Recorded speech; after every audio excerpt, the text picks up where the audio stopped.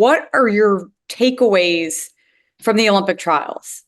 Happy for Cassidy Cook and Sarah Bacon and a lot of the other divers. I know that there's a lot of focus on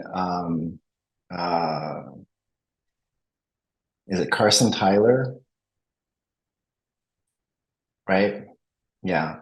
So since he qualified for both 3-meter springboard and 10-meter platform, that's really challenging. I mean, I don't think people kind of appreciate how difficult that really is, because in most divers, they specialize. So and it can be at different times of their career. Like many of the Chinese, they'll specialize in platform, and then they'll move to springboard after they're finished with platform. Because it's hard to maintain that code of excellence at that high level in both at the same time, because it's there and it's just it really is a timing issue. Like on springboard, you have to be a lot more patient, and all. Every diving board is different. Every diving board has its own personality. So going to a new facility, you have to learn its personality, and and working with it. And so oftentimes it takes a bit of time and maturity to get that awareness. And so and it's it moves, it springs, so you have to move with the board. Platform, it's 10 meters. It's a fixed surface. It's always 10 meters above the water. It's consistent, and so oftentimes you'll have a lot more success on that. It's easier to master. So yeah. So a lot of the younger divers generally are they master the platform, and then they move on to the springboard as their career progresses. So glad you bring up Carson Tyler joining the double club with you, and the Mhm. difficulty of, as you mentioned, qualifying in two separate events, and Mhm. not just platform events, a 10-meter event and a 3-meter event, and how different that is. What Yeah. advice would you have for Carson as he's heading to Paris, competing two completely different events? The biggest thing is, you have to make that shift, in between events, because in 3-meter springboard, it's much more fluid. You have to get the rhythm of the springboard, and be in tune with that.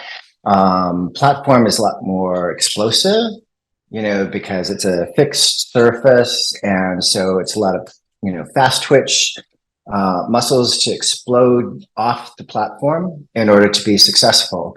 So it really is a rhythm change, So that was one thing that one of the coaches, one of the Olympic coaches, Scott Rich, he said, he never saw another diver make that transition as easily as I did. I said, no, I fought for it, because I knew what it took. So, but oftentimes, being in tune with, and having that awareness, I knew that I was like, okay, finish with springboard. Now I go to the platform and do a few jumps to get that, that spark, going in the, the energy that it's going to take to be successful on the platform. And I think Carson Tyler doing something like this for the first time in 24 years, Mm, it shows where the history of our sport was and where it's mm, going. What do the yeah. Americans need to do as a whole, in your opinion, Greg, to I show know. up and show out? A dive takes less than 3 seconds. And in that less than 3 seconds, is total chaos.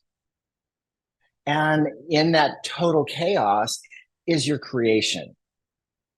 And that is your creation. You're never going to create that ever again. So you appreciate it and let it go. If it's good, bad, it doesn't matter. That's your creation. That's what you put out there. That's what you put on the line. And the thing is, you need to step up to the plate in your performance. Every night is opening night. Because I came from a performance background as a dancer, and that's what we're always told. You do your vocal warm-ups, you do your physical warm-ups, you get prepared. Peak performance. When it's coming from doing physical, it is heart rate, breath rate, and body temperature.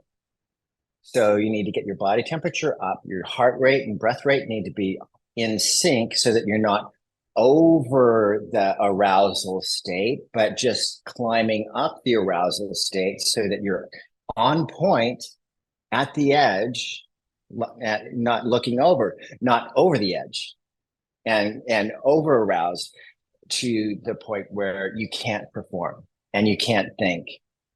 So, it's taking those things into account. And also, what the podium placements happen before the opening ceremonies. It happens in your training. How have you been training? It's like, when I started working with the kids, I explained to them, I said, you have to devote minimum 20% of your training as if you are at the Olympic Games. Because then that way, when you show up on the world stage and at the Olympic Games, then you've already been there. You already know what it feels like. You already know what it's going to look like, smell like, feel like. So that, when there's no surprises. Because the Olympics is just another competition. It's just that the whole world is kind of looking at that. But you've competed in international competitions, you've competed at Worlds or Pan Ams or Commonwealth Games, and so European Cup, you've had these competitions. These are the same people that you've been competing with for the last few years, and it's just got a special title now, the Olympics. I love that you mentioned that, and especially pulling from experience. Greg, in your opinion, we've got a mix of divers. Some have previous Olympic Games experience, and some are first-time qualifiers. So how does having that Olympic experience help, or how does the excitement of your first Olympic Games help push that adrenaline heading into Paris? You have to train as if you're at the Olympic Games. Shoot, my first Olympics was Montreal in 1976. I was only 16. That was my first Olympic Games. But my goal and the things that we practiced day in and day out was beating Klaus. I was like, okay, you're behind 20 points. You need 9s on this dive. Well, sometimes I was successful, sometimes I wasn't. And so you learn to play those games so that when you show up on the world stage, it's not something new. It's something that you've done before. It's in your body. It's in every fiber of your soul, that, hey, I know what I'm doing. You can't just show up and expect things to come together. It doesn't happen that way. And, like I said, I wrote this paper talking about how podium placements happen before the opening ceremonies. It's all in how you are training and how you prepare yourself. And also, if you want to break world records, then you have to be willing to do what nobody else in the world is willing to do. Most people don't do that. Listen to Michael Phelps, Michael says that all the time, in order to be as great as he was, then he had to do what nobody else was willing to do. And, I mean, and my records, a lot of my records still stand, after all these years. And it's just like, well, and that was one thing that my coach, Ron O'Brien, always told me. He said, you know what, Greg, they're going to forget you. They're going to forget what you did, but they're never going to forget your records. I'm so glad you brought up Montreal when you were 16 years old, your first Olympics. Take us back to the moment when you qualified for your first Olympic Games. What were your emotions like? Well, it was so interesting because it was in Knoxville, Tennessee. It was the Olympic trials, and the first event was 3-meter springboard, and I won the Olympic trials in 3-meter springboard. So I was not expected to make the team in 3-meter springboard, but I won the Olympic trials. And then the real event for me was 10-meter platform. And then I won 10-meter platform. So, in a sense, I wasn't really ready, for the 3-meter springboard. Definitely ready for the 10-meter platform because so much of my training was, okay, you got to beat Klaus, and so because my coach was Dr. Sammy Lee. And he won 2 golds in 48 and 52, men's 10-meter platform. Then he coached Bobby Webster, who won 2 golds, 60, 64. And then Klaus DiBiase is going for his 3rd Olympic gold medal. So, and my sole purpose on this planet was to prevent Klaus from winning that gold medal. And so all of our training sessions were about beating Klaus, on the Olympic stage. And so, so I was already, I had already been there, in my practice and in my training. So, I was prepared, not so much on 3-meter springboard, but definitely prepared for a 10-meter platform. That's so interesting. The dynamic. We just had trials in Knoxville, and that's where your first Olympic trial. Mm-hmm. What are your expectations as the Americans head to Paris? Who do you anticipate getting a medal, and how do you get one? The Chinese, who, they're the ones to beat. They've been very consistent, and and a lot of the thought is, oh, they're unbeatable, but they are beatable. Cassie from Australia won the world championships on 10-meter platform. They are beatable. Matthew Mitchum, when he was diving, he won.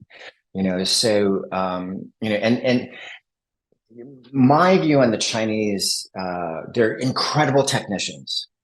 They're incredible technicians, but and there's very few of them that really transcend that,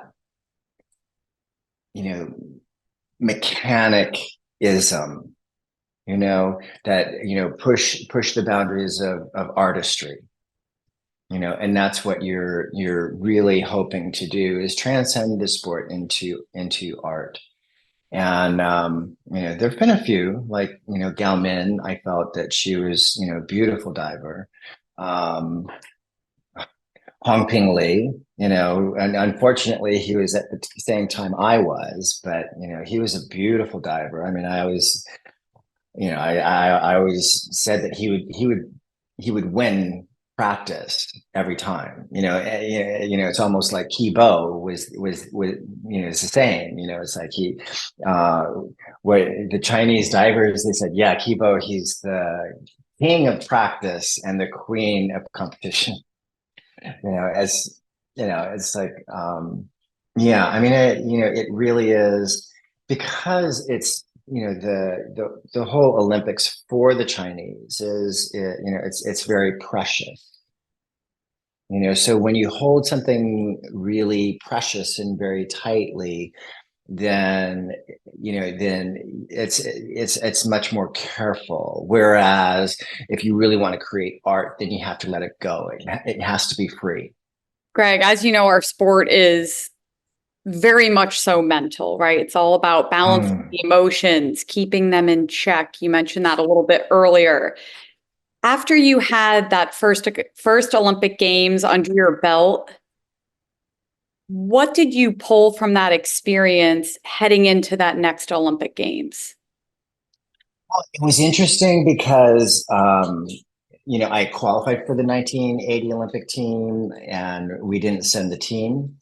We went to Japan and China. We sent our Olympic teams there. But I had to wait another 4 years. But what happened before 84 was the World Championships in Guayaquil, Ecuador. And I remember, that's when I feel like I stepped into, you know, being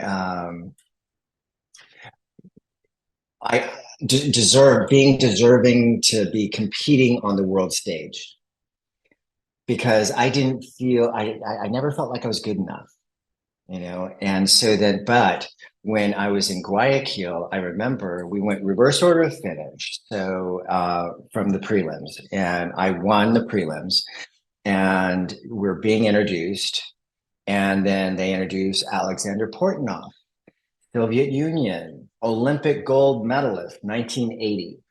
And then I was introduced, Greg Louganis from the United States of America, Olympic silver medalist, 1976.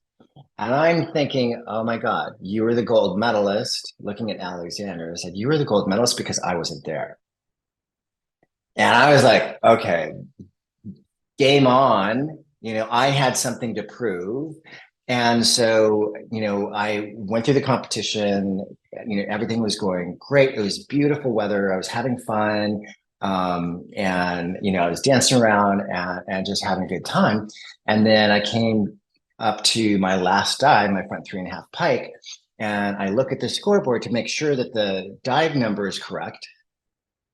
And I see that my score is flashing on the board, which meant I had already won. I didn't have to do my last dive. And I was like, oh my God, okay, I can't, think that, like I could do a cannonball, it's like, and still be world champion. It's like, okay, no, I've got to focus on the dive. So I focused on the dive. I hit the dive, and I think it's still the highest point spread that any world championships has ever been won. But I mean, it was like I felt that I needed to make a point, and I did make a point, quite drastically. And that's when I felt, okay, I've arrived. I deserve to be here. I love that. And thank you for sharing that moment and that experience and that competitive drive within you. Like you said, you knew, like, I have one more dive. I still Mhm. have to do it. I'm going to do it the best Yeah. I can. Well, and I don't view myself as a competitor. I am not competitive because I will coach you to beat me. I will tell you how. All you have to do is ask. But because my feeling is the better you do, it's going to push me to be the best I can be. So I never thought of myself as competitive. I was always a performer, because my background, I started in dance and acrobatics when I was a year and a half. I was performing on stage when I was 3. I got a partner when I was 3, and we would do recitals and plays, and then competitions. It was performing. We were performing. So it was all about the performance, winning over the audience, with your performance, or the judges, and I always felt that way about my diving. It was my responsibility to win the judges over, to really make that impression, that impact, to throw up high scores. I love that you look at it that way, as a performance for the judges, just you board and Right. that's it. Yeah, because then, it's, you're not making comparisons, and also, by somebody having an incredible performance, you can get behind that and support it, because you know what? That's going to push me to be that much better. You're helping me be better by being your best. I love viewing it that way. I actually view diving that way myself, almost just honing in on the board or the platform, the judges, and your dive. And that's it. Right. Don't worry about anything extra. Yeah. That's why I say, I mean, I love the fact that, that I was in diving, and I'm sure you can appreciate this too, that every dive, every less than 3 second creation is your creation, and to celebrate each one, celebrate it and let it go, celebrate it and let it go, celebrate it and let it go. Celebrate or be frustrated very quickly and then move on. Yeah. Greg, I know it's all eyes on Paris right now, but I do want you to talk about your involvement with the LA Games and how much that means to you, especially after competing in the LA Olympics.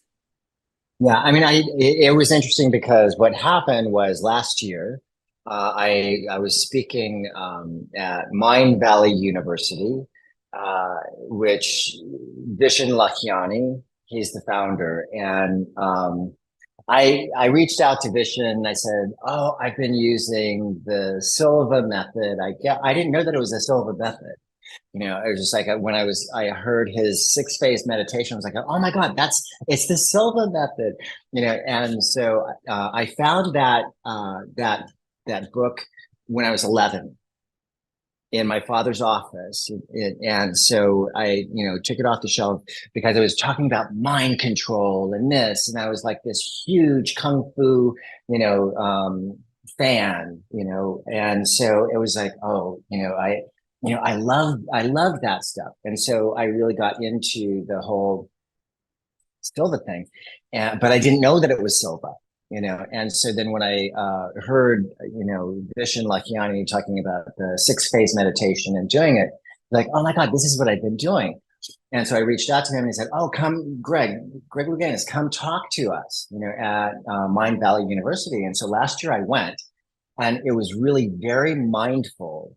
It was very conscientious, carbon footprint and all that. It was just amazing, very conscientious.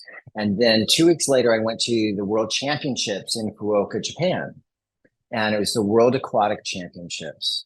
And I went there, and it was like single-use bento boxes for the volunteers. And there's thousands of them, and plastic bottles, for the athletes. And it was just like, oh my God, the president of the World Aquatic Championships, World Aquatics, he turned to me because we were having dinner. He said, wait, Greg, what do you think of the World Championships? I said, well, I'm sorry, but my impression, a lot of plastic, so that was really very concerning to me.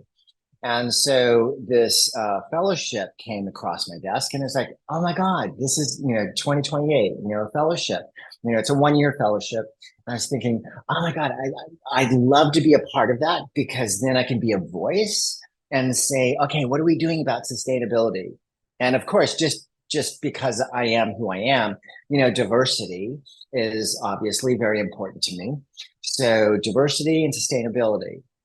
And so that's how I got involved with 2028, LA 2028. And so it's been great because, like, when, we're in that process of gathering everything together, figuring out where things are going to be and all that, and how they're going to be, produced and all. But at the top of their list is, diversity and sustainability. So, and also the other thing, with LA 28 is that there are no new permanent structures being built. They're utilizing all of the structures that are here present. And also, from what I understand, is the temporary facilities that are being utilized have a home after the Olympic Games. So they'll have a place to go to. That is so neat. I love that. They're making use of what's already there and building some temporary. Right? Yeah. Yeah. Yeah. And also the transportation thing is not going to be, it's going to be different. You're not going to be driving to events. You know, you're going to be parking your car and then taking, you know, public transport to the venues.